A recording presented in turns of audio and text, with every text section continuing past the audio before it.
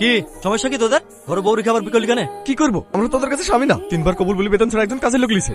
সারাদিন রান্না করে ঘর ঝাড় দিয়ে কাপড় কাচা, টাকা তো পাইনি, ঘুরে উল্টা আমাদেরকে টাকা দিতে হয়। ওদের জীবনটা একবার নরক করে দিয়েছি, তাই আমরা ওদের হাত থেকে বাঁচতে ওর বিয়ে করেছি। তোর আমার একই সমস্যা। আর তোর? তাই তো সেম। বাবা বাবা, আরে ভেরে হেভি মিলছে তোদের। একসঙ্গে প্রেম করা, একসঙ্গে মদ খাওয়া, আবার একসঙ্গে বিয়ে করা। এত প্ল্যান দেয় কে তোদের? ক্যাপ্টেন কে তোদের? ওই তো খবরটা বিলি গরু বল খাচ্ছ মানুষের বাচ্চা নাকি? ওই তো ফুসলি ফুসলি ছোট জামার মেজে জামাকে নষ্ট করেছি।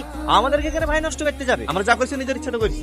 খুব ভালো করেছো, বিরাট নামের কাজ করেছো। এখন এই মেয়েগুলো কি হবে তাই বল। ডিভোর্স দিবি? না না, এই তুই চুপ কর, তুই বল। ডিভোর্স দেবো কেন? দুবো খালি সংসার করবো। এখানে বলছে কি রে? আমি কেন শুধু সংসার করতে যাব? তোদের কাজ বাদ দিতে হবে। হ্যাঁ সেটা ছাড়তেই হবে। তোরা মানুষ, তোদেরকে তো ভালো ভাবতো রে। তোদের চরিত্র এত খারাপ। আমাকে দেখ, 15 বছর বয়সে দেখাশোনা করে বাড়ি থেকে বিয়ে দিয়েছি। বিয়ে হওয়া আজ 25 বছর হয়ে গেল, অন্য কোনো মেয়ের দিকে চোখ তুলে তাকায়নি। আর তোরা সেদিনকে চলে 3-4টি করে বউ লাগবে তোদের? তোদের মতো আমাদের জন্য তো সমাজের এই অবস্থা। সব ছেলেরা বাদ দে, লিখি বকা ছেড়ে দিয়ে বীর সাথে ক্ষমা চাইলে আমি বুঝে বলবো ক্ষমা করে দেবে। আগের মতো সংসার কর। আমরা ছাড়তে পারবো না, দুজনের সঙ্গে সংসার করবো। আমাদের সমাজে থাকতে গেলে এইসব নোংরা চলবে না। দেখুন একজনকে বেশি দিতে হবে। কার সাথে সংসার করবি তাই বল। আমার সাথে করবি? তোর কিছু বলার আছে? দাদা কোথায় যাবি? হোটেলে না বাড়িতে? না না, বাড়িতে যাওয়া যাবে না। ও বউ আছে? 6000 আছে তো? আরে দাদা তুই কাকে কি বলছিস? দাদার কাছে প্রচুর টাকা, দাদা আমার প্রধান। চল তাহলে।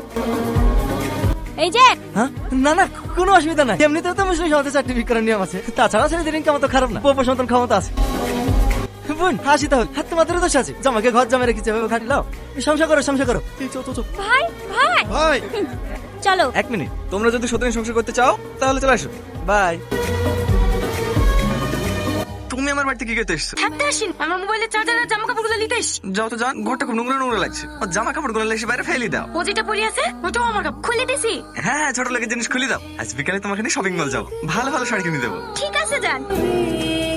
ওগো এইবারকার মতো ক্ষমা করে আরেকটা সুযোগ দাও না। আমি সারা জীবন তোমার চাকরি নিয়ে থাকি, আমি তোমাকে ছাড়া বাঁচবো না। অনেক ভালোবাসি তোমাকে, ক্ষমা করে দাও না। ও তো দেখতেও ভালো না, কি আছে ওর মধ্যে? গুণ আছে গুণ, ওকে বিনা করলে আমি জানতেই পারতাম না বিবাহিত জীবন এত সুখের হয়। এই যে দেখো কত সুন্দর মাথা ম্যাসেজ করে দিছে। আমি যাতে খেতে ভালোবাসি সকালটি সব রান্না করে ফেলেছে, নিজের হাতে খাইয়ে দেবে। দোকান থেকে এসে একসাথে টিভি দেখবো। তোমার ওই নাকা কান্না সিরিয়াল না, রোমান্টিক সিনেমা। তারপরে দুজনে মিলে বাজারে ঘুরতে যাবো। উফ, সুখেই সুখ। জীবন সঙ্গী হলে তো এরকমই হওয়া উচিত। তুমি তাহলে ওকে ছাড়বো না তাই তো? মাথা খারাপ, আমাকে পাগলা কুত্তায় কামড়েছে নাকি? তাই সবাই স্বর্গ ছেড়ে নরকের আগুনে ঝাঁপ দেবো? ওগো শোনো না, আমি সব কাজ করে দেবো তোমার। ওর থেকে অনেক বেশি ভালোবাসবো তোমাকে। এবারকার মতো ক্ষমা করে দাও না।